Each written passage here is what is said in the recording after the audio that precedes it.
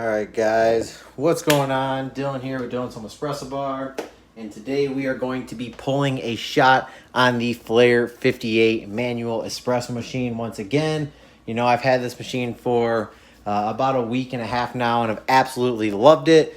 Sorry if it's hard to hear me. I don't have my mic. There is an issue going on, but we're going to try to work that out, and I'm just going to try to talk a little bit louder for you all. So first, we're going to start out and we're going to turn the scale on. And we are actually using coffee from Good Brothers, and it has amazing tasting notes of bubblegum, grape, and lemon. So this is an anaerobic natural. We're going to be using about 18.2 grams for our shot today. Been really enjoying this coffee. Haven't gotten much bubblegum, but I have gotten some grape and some lemongrass taste, which has been absolutely enjoyable on espresso and also in AeroPress too. So if you guys are looking to try out a different coffee, this is definitely one to try out. All right. I'm not really sure about the grind setting, but right now we're on grind setting number 6, and we'll see how it goes. Actually, let's direct dose. I think that's going to be the best. So let's go ahead and direct dose here. Get our portafilter. Now, I can say that I would recommend keeping the machine on completely high. There's a low, medium, and high. I say just keep it on high and then let it stay on for about 20 minutes so that way the portafilter gets decently hot.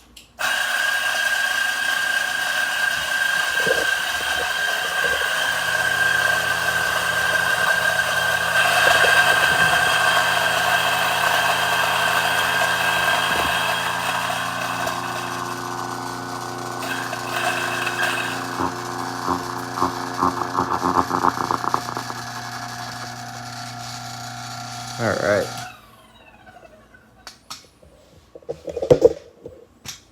As you can see, that is definitely a must, especially when you are making espresso. I think direct dosing is going to be huge when you have this little piece right here. So we are going to put our barista space dosing funnel on there. We're going to do a little bit of WDT. Now this is definitely not necessary, but if you're making coffee at home, you probably just want to enjoy the process unless you're in a hurry. I get a lot of people say, is all these steps necessary when making espresso? Absolutely not. It's just really enjoyable to make. So we have that all taken care of. We're going to distribute. And then tamp.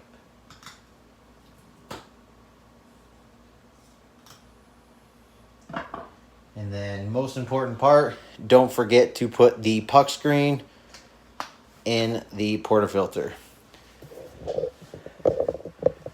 So now,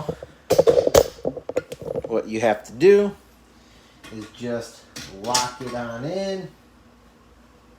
You can put a scale in there or you don't have to. I'm not going to. I'm just going to kind of play it by ear here. And we're going to use this nice little cup.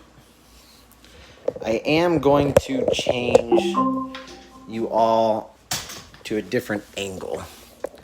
Hopefully this angle is good for everybody.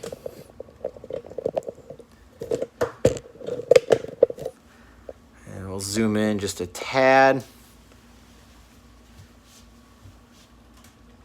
And I'll also put a light as well to kind of shine it up a bit. Hopefully you can all see that pretty well. And here we go. So we're just going to fill this with water. So right now I'm just lifting the handle a tad bit. until we've finished filling this with water. Now we're just going to push down until we get a couple drops here. I did grind a bit finer because I did have it about 2 settings coarser than this. So I'm going to do a longer pre-infusion. I've noticed with the Flair, the longer the pre-infusion, I feel like the better. Now we're just going to ramp it up to 9 bars.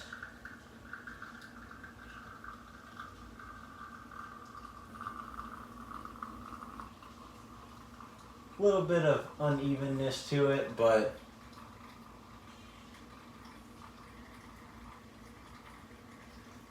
we're actually going to do quite a bit longer shot as well. So this is definitely a little bit too fine, but I'm sure it's going to be very enjoyable. We're going to do quite a bit here. I've been liking a lot longer ratio, a lot bigger ratios. Cut it off about there. Alright, so here is your shot of espresso. One thing that you always have to do is put another cup right underneath and press the rest out. There is going to be quite a bit extra depending on how much water you put in there. Now I'm sure you could strategically put the right amount of water so you don't have to. So something I'll do is this, the handle's all the way down. I'll lift it back up again and then come down. You're going to start seeing more water and then now foam. I usually wait for that to come.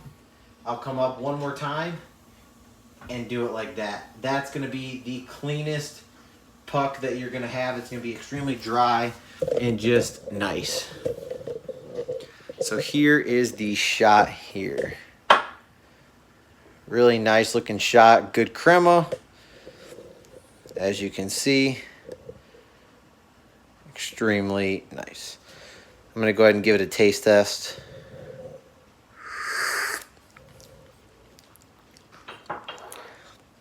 So again, a lot of lemongrass.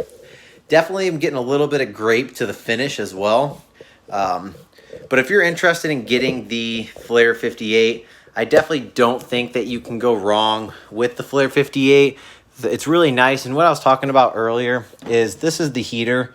I would always recommend keeping that on high. And that's only because I feel like the hotter it is, the better for heat management. And it makes your portafilter a lot hotter as well. To turn it off, you just hold the button and it turns the light off. Don't forget to turn this off because it will not turn off, I don't believe, after a certain amount of time. So if you leave that on, I believe it stays on until you turn it off. Definitely something to note. Also, when you go to pull a shot, if your portafilter is not hot enough, it's going to really make your shot taste sour, and it's going to be really under extracted. So make sure either your portafilter is hot because it's staying in here long enough, or put it on top of your kettle or pour some hot water on it. Whatever you can do to manage the heat in your portafilter, make sure you do it. But overall, I've been extremely impressed with the Flair 58. Definitely recommend getting a shot mirror too so you're not bending down looking at the shot.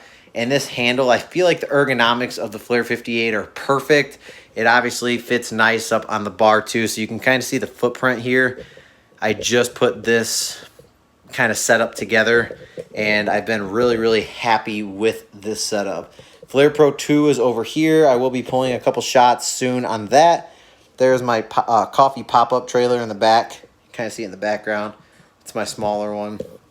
But yeah, overall, I can't complain about the quality of the Flair 58. I think the quality is really good. I also think that the texture and body of the shots have been really good. And honestly, if you're in the market for a Flair 58, I say you just pull the trigger and get one because it's not too expensive. And to be honest, I really think that with the value you get with the Flair and just the capabilities of it being a 58, hence the 58 Flair 58, having that 58 millimeter portafilter really allows you to use any of the tools in the market and Now there's so many different tools and just accessories in general, and companies that are creating and keeps creating for 58 millimeters. So I think you can't go wrong with this machine.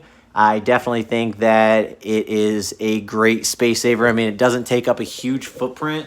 Now, I don't believe that this would be the perfect unit if you're traveling. I think the Flair Pro 2 or the Flair Classic definitely is a lot better for traveling because of the traveling case and just the size. It's a lot easier to take that off. With that one, you don't have to bolt the top part to the base, but with the Flair 58, you have to. So that's just something to take notice on, but it is a lot easier on your wrist and a lot more enjoyable to use the Flair 58. So if you're in the market, let me know. Let me know in the comments down below if you have a Flair 58 or if you're getting one. I'm eager to know how you like it, or kind of what your experiences are by watching videos on this unit. So sorry about the quality again of my voice. Just trying to get my mic to work again. But right now I'm going without a mic. So again, thank you all so much for watching. If you are new to the channel, make sure to hit that like and subscribe. And I'll catch you all in the next one. Stay caffeinated. Peace.